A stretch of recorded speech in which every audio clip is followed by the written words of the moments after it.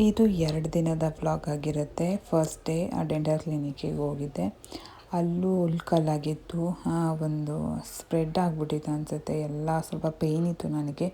ಸರಿ ಹೋಗ್ಬಿಟ್ಟು ತೋರಿಸ್ಕೊಂಬರೋಣ ಏನಾಗಿದೆ. ಆಮೇಲೆ ಏನೂ ತಿನ್ನೋಕ್ಕಾಗ್ತಾ ಇರಲಿಲ್ಲ ಅಂದ್ಬಿಟ್ಟು ಫಸ್ಟ್ ಡೇ ಹೋಗಿದ್ದೆ. ಫಸ್ಟ್ ಡೇ 3 ಹಲ್ಲಿಗೆ ಫಿಲ್ಲಿಂಗ್ ಮಾಡಿದ್ರು. ನೋಡೋಣ ಲಾಸ್ಟಲ್ಲೂ ಸ್ವಲ್ಪ ಪೂರ ಡ್ಯಾಮೇಜ್ ಆಗಿದೆ, ನೋಡೋಣ ರೂಟ್ ಕೆನಲ್ ಮಾಡೋಣ ಅಂತ ಅಂದರು. ಬಟ್ ಫಸ್ಟು ಇದು ಮಾಡಿಸ್ಕೊಳ್ಳಿ, ಫಿಲ್ ಮಾಡಿಸ್ಕೊಳ್ಳಿ, ಇದು ಮತ್ತೇನಾದರೂ ಪೇಯ್ನ್ ಏನಾದರೂ ಬಂತು ಅಂತಂದರೆ ರೂಟ್ ಕೆನಲ್ ಮಾಡೋಣ ಅಂತ ಹೇಳಿದ್ರು. ಫಸ್ಟ್ ಡೇ ಮುಗಿಸ್ಕೊಂಡು ಬಂದ್ವಿ. ಫಸ್ಟ್ ಡೇ 3 ಹಲ್ಲಿಗೆ ಮಾಡೋದಲ್ಲ, ಸೀರಿಯಸ್ಸಾಗಿ ಲಾಸ್ಟ್ ಎಡ್ಜಲ್ಲಿ ಏನಿದೆ ಅದು ತುಂಬ ಸ್ವಲ್ಪ ಪೇಯ್ನ್ ಆಗಿಬಿಡ್ತು. ಸೀರಿಯಸ್ಸಾಗಿ ನನ್ನ ಕೈಕಾಲೆಲ್ಲ ನಡುಗೋ ಥರ ಆಗಿಬಿಡ್ತು. ಅದಕ್ಕೇ ಯಾವಾಗಲೂ ಈ ಹಲ್ಲು ಈ ಥರದಕ್ಕೆಲ್ಲ ಸ್ವಲ್ಪ ಅವ್ರ ಜೊತೆಗೆ ಒಬ್ಬರು ಕರ್ಕೊಂಡು ಹೋದರೆ ಬೆಸ್ಟು. ಹೋಗಿದ್ದು ಬರೋ ಅಷ್ಟರಲ್ಲಿ ಅಮ್ಮ ಇಡ್ಲಿ ಮತ್ತು ನನ್ನ ಫೇವ್ರೇಟ್ ಕಡಲೆ ಬೀಜ ಚಟ್ನಿನ ಮಾಡಿದರು. Hello everyone, welcome back to my YouTube channel. ಎಲ್ಲರೂ ಆರಾಮಾಗಿ ಸೇಫ್ ಆಗಿದ್ರೆ ಅಂತ ಭಾವಿಸ್ತೀನಿ. ನಾನು ಕೂಡ ಆರಾಮಾಗಿ ಸೇಫ್ ಆಗಿದ್ದೀನಿ. ಇವಾಗ ಮಧ್ಯಾಹ್ನದಿಂದ ಬ್ಲಾಗ್ನ ಸ್ಟಾರ್ಟ್ ಮಾಡಿದ್ದೀನಿ. ವೀಡಿಯೋನ ಅಪ್ಲೋಡ್ ಮಾಡೋಕ್ಕಾಗಿಲ್ಲ, ಸಾರಿ. ಇವಾಗ ಮಧ್ಯಾಹ್ನ ಆಲ್ರೆಡಿ 2:15 ಆಗಿದೆ. ಊಟ ತಿಂದಿಲ್ಲ ನಾನು. ಬೆಳಗ್ಗೆ ನೈಟ್ ಓಟ್ಸ್ ನೆನೆಸಿದ್ನ, ಅದನ್ನ ಬೆಳಗ್ಗೆ ತಿನ್ನೋಕ್ಕಾಗಿಲ್ಲ. ಬೆಳಗ್ಗೆ ದೋಸೆ ಮಾಡಿದಲ್ಲ, ದೋಸೆ ತಿಂದ್ಕೊಂಡೆ. ಇವಾಗ ಅನ್ನ ಮಾಡೋಕ್ಕಾಗಿಲ್ಲ.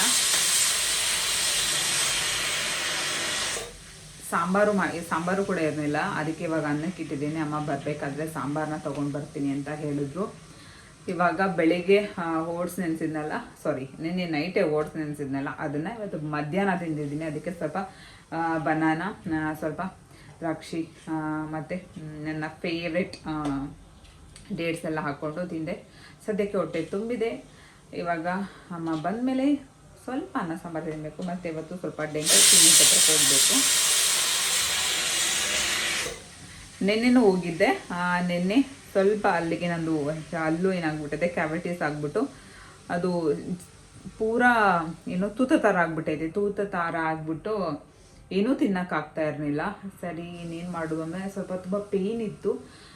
ಅದಕ್ಕೇ ಹೋಗ್ಬಿಟ್ಟು ನೋಡೋಣ, ಅದನ್ನ ತೆಗ್ಸೋಕ್ಕಾದರೆ ನೋಡೋಣ, ಇಲ್ಲ ಅಂತಂದರೆ ಏನಾದರೂ ಮಾಡೋಣ ಫಸ್ಟ್ ತೋರಿಸ್ಬೇಕು ಅಂತ ಅಂದ್ಬಿಟ್ಟು ಹೋದ್ವಿ.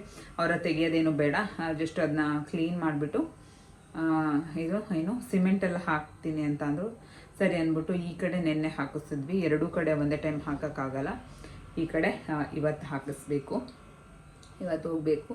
ನೋಡೋಣ ಇವತ್ತಿನ ಮಧ್ಯಾಹ್ನದಿಂದ ನನ್ನ ಒಂದು ಬ್ಲಾಗ್ ಯಾವ ಥರ ಹೋಗುತ್ತೆ ಏನು ಇರುತ್ತೆ ಅನ್ನೋದು ನಿಮಗೂ ಕೂಡ ತೋರಿಸ್ಕೊಡ್ತೀನಿ.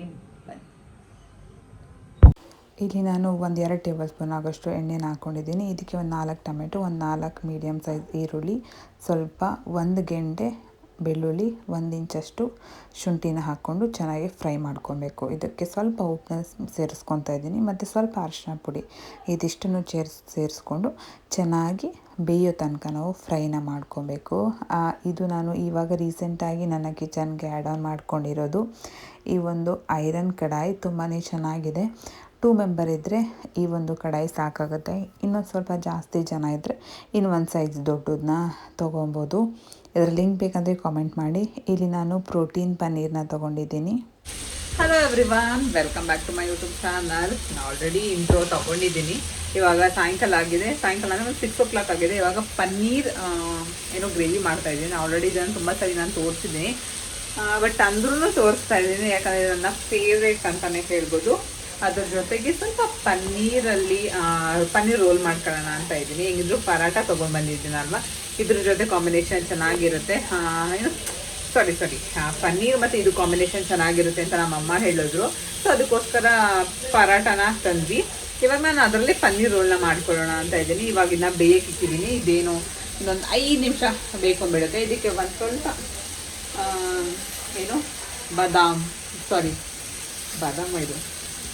ಇದು ಗೋಡಂಬಿನ ಹಾಕಿದ್ದೀನಿ. ಒಂದೊಂದ್ಸಲ ಮರ್ತೆ ಹೋಗ್ಬಿಡುತ್ತೆ. ಇದಿಷ್ಟೇ ಇದನ್ನು ಚೆನ್ನಾಗಿ ಫ್ರೈ ಆಗಿದೆ. ಲಾಸ್ಟಲ್ಲಿ ನಾನು ಗೋಡಂಬಿನ ಹಾಕಿದ್ದೀನಿ. ಇದನ್ನು ಚೆನ್ನಾಗಿ ನುಣ್ಣಗೆ ಫ್ರೈ ಮಾಡ್ಕೊಬೇಕು. ಫ್ರೈ ಎಲ್ಲ ಪೇಸ್ಟ್ ಮಾಡ್ಕೊಬೇಕು. ಇದನ್ನ ಪೇಸ್ಟ್ ಮಾಡಿಕೊಂಡು ಮತ್ತೆ ಸ್ವಲ್ಪ ಒಗ್ಗರಣೆ ಕೊಟ್ಟರೆ ಮುಗಿದು. ತುಂಬ ಈಸಿಯಾಗಿ ಮಾಡ್ಕೊಬೋದು. ಮತ್ತು ನಾರ್ಮಲಾಗಿ ರೋಲು ಕೂಡ ತುಂಬಾ ಈಸಿ. ಅದನ್ನು ಕೂಡ ಸಿಂಪಲಾಗಿ ಮಾಡ್ಕೊಡ್ತೀನಿ. ಅದನ್ನು ಕೂಡ ತೋರಿಸ್ತೀನಿ. ಇವಾಗ ಬನ್ನಿ. ಮಾತಾಡೋ ಅಷ್ಟರಲ್ಲಿ ಬೆಂದೇ ಹೋಯಿತು ಪಟ್ ಅಂತ. ಸರಿ ಇದನ್ನ ತೆಗೆದು ಒಂದು ಬೇರೆ ಒಂದು ಪ್ಲೇಟ್ಗೆ ಟ್ರಾನ್ಸ್ಫರ್ ಮಾಡಿಕೊಂಡೆ. ಅದು ಆರೋ ಅಷ್ಟರಲ್ಲಿ ಇಲ್ಲಿ ಅದೇ ಕಡಾಯಿಗೆ ಸ್ವಲ್ಪ ಎಣ್ಣೆನ ಹಾಕ್ಕೊಂಡಿದ್ವಿ, 1 ಟೇಬಲ್ ಸ್ಪೂನ್ ಆಗೋಷ್ಟು. ಮತ್ತು ಒಂದು ಈರುಳ್ಳಿ, ಸ್ವಲ್ಪ ಕ್ಯಾಪ್ಸಿಕಮ್ ಮತ್ತು ಒಂದು ಸ್ವಲ್ಪ ಪನ್ನೀರನ್ನ ಹಾಕ್ಕೊಂಡು ಸ್ವಲ್ಪ ಚಿಲ್ಲಿ ಪೌಡರ್, ಧನಿಯಾ ಪೌಡರ್, ಸ್ವಲ್ಪ ಉಪ್ಪು ಇದಿಷ್ಟು ಹಾಕಿ ಮೀಡಿಯಮಾಗಿ ಫ್ರೈನ ಮಾಡ್ಕೊತಾ ಇದ್ದೀನಿ. ಇಷ್ಟು ಬೆಂದರೆ ಸಾಕಾಗುತ್ತೆ. ಇದು ವೆಜ್ ರೋಲ್ಗೋಸ್ಕರ ನಾನು ಮಾಡ್ಕೊತಾ ಇರೋದು. ನನಗೆ ತುಂಬಾ ಇಷ್ಟ ಆಗುತ್ತೆ ವೆಜ್ ರೋಲ್. ನಾನು ಆಲ್ರೆಡಿ ತುಂಬ ಸಲ ಹೇಳಿದ್ದೀನಿ. ಇದಕ್ಕೆ ಸಿಂಪಲಾಗಿ ಸ್ವಲ್ಪ ಕೆಚಪ್ ಹಾಕಿದ್ದೀನಿ, ಎಲ್ಲ ಕಡೆ ಸ್ಪ್ರೆಡ್ ಮಾಡಿದ್ದೀನಿ.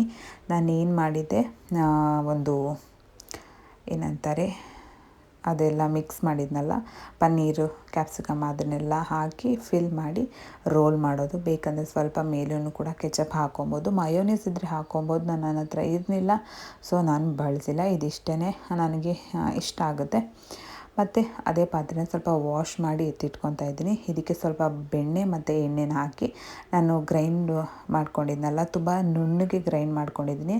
ಅದಕ್ಕೆ ಸ್ವಲ್ಪ ಲಾಸ್ಟಲ್ಲಿ ನಾನು ಗೋಡಂಬಿನ ಆ್ಯಡ್ ಮಾಡ್ಕೊಂಡಿದ್ದೀನಿ. ಅದು ತುಂಬಾ ಟೇಸ್ಟ್ ಕೊಡುತ್ತೆ. ನೀರೆಷ್ಟು ಬೇಕು ಅಷ್ಟು ನೀರು ಹಾಕ್ಕೊಂಡು ಸ್ವಲ್ಪ ಖಾರದ ಪುಡಿ, ಸ್ವಲ್ಪ ಉಪ್ಪು ಮತ್ತು ಮೇಯ್ನಾಗಿ ಇದಕ್ಕೆ ಸ್ವಲ್ಪ ಸಕ್ಕರೆನ ಆ್ಯಡ್ ಮಾಡ್ಕೊತಾ ಇದ್ದೀನಿ. 1-1.5 ಟೇಬಲ್ ಸ್ಪೂನ್ ಆಗೋಷ್ಟು ಸಕ್ಕರೆನ ಹಾಕ್ಕೊತಾ ಇದ್ದೀನಿ. ಮತ್ತು ಕಟ್ ಮಾಡಿರುವಂತಹ ಪನ್ನೀರ್ ಕ್ಯೂಬ್ಸ್ನ ಹಾಕಿ ಒಂದು 5 ನಿಮಿಷ ಕುದಿಸಿದ್ರೆ ಮುಗಿದು. ಸೀರಿಯಸ್ ಆಗಿ ತುಂಬ ಅಂದರೆ ತುಂಬಾ ಚೆನ್ನಾಗಿರುತ್ತೆ. ನೆಕ್ಸ್ಟ್ ಲೆವೆಲ್ ಅಂತಲೇ ಹೇಳ್ಬೋದು. ಇದನ್ನು ನಾನು ಮಾಡಿದ್ದೀನಲ್ಲ, ಆ ಥರ ಟ್ರೈ ಮಾಡಿ. ಸೀರಿಯಸ್ ಆಗಿ ತುಂಬಾ ಚೆನ್ನಾಗಿರುತ್ತೆ. ಮತ್ತು ಅವತ್ತು ಕೂಡ ಹಾಸ್ಪಿಟಲ್ಗೆ ಹೋಗಬೇಕಾಯ್ತು. ಇದೆಲ್ಲ ಬೇಗನೆ ಒಂದು 7 o'clock ಅಷ್ಟರಲ್ಲಿ ಅಡುಗೆ ಆಯಿತು. ಮತ್ತು ನಮ್ಮ ಶಾಪಿಗೆ ಹೋಗಿದ್ವಿ. ಇದು ನಮ್ಮ ಒಂದು ಪುಟ್ಟ ಶಾಪ್ ಅಂತಲೇ ಹೇಳ್ಬೋದು. ನಮ್ಮಲ್ಲಿ T V accessories, wall mount, ಅದು ಇದು ಎಲ್ಲ A to Z ಎಲ್ಲ ಸಿಗುತ್ತೆ. ಐ ಥಿಂಕ್ ನಿಮ್ಗೇನಾದರೂ ರಿಕ್ವೈರ್ಮೆಂಟ್ ಇತ್ತು ಅಂದರೆ ಕಾಮೆಂಟ್ ಮಾಡಿ. ಮತ್ತು ಇನ್ನು ಒಂದು ನಮ್ಮಲ್ಲಿ ಸನ್ ಡೈರೆಕ್ಟ್ ಮತ್ತು ಟಾಟಾ ಸ್ಕೈ, ಏರ್ಟೆಲ್ ಇದಿಷ್ಟು ಅವೈಲೇಬಲ್ ಇದೆ. ಇದರಲ್ಲಿ ಒಳ್ಳೊಳ್ಳೆ ಆಫರ್ಗಳು ಬಿಡ್ತಾ ಇರ್ತಾರೆ. ಅದು ಐ ಥಿಂಕ್ ಅದು ನಿಮಗೆ ಗೊತ್ತಾಗೋದಿಲ್ಲ. ನಾವು ಕಂಪ್ನಿಗೆ ಅಟ್ಯಾಚ್ ಆಗಿರೋದ್ರಿಂದ ನಮಗೆ ಅದರ ಡೀಟೇಲ್ಸ್ ಫುಲ್ ಇರುತ್ತೆ. ಯಾವಾಗ ಒಳ್ಳೆ ಆಫರ್ಗಳಿರುತ್ತೆ ಅದ್ರ ಪ್ರತಿಯೊಂದು ಡೀಟೇಲ್ಸ್ ನಮ್ಮ ಹತ್ರ ಇರುತ್ತೆ.